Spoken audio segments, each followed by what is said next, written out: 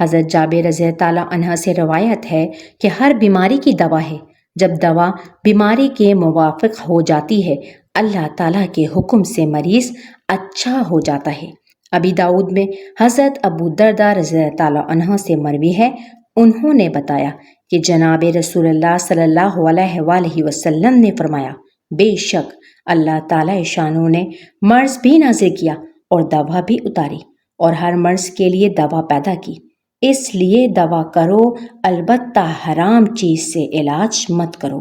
علاج کا اہتمام کریں، لیکن خاص احتیاط لازمی ہے جو پیارے آقا کریم صلی اللہ علیہ وآلہ وسلم نے ہمیں بتائی۔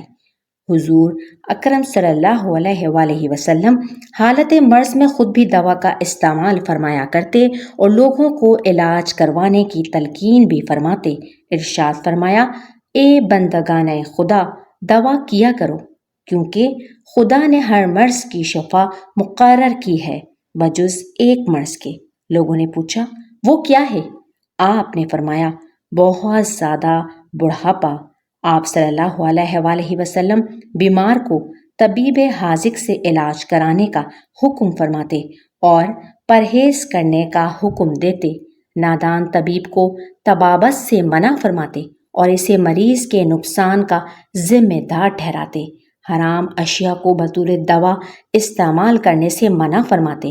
ارشاد فرماتے، اللہ تعالیٰ نے حرام چیزوں میں تمہارے لیے شفا نہیں رکھی۔ دوا میں حرام چیزوں کی ممانعت۔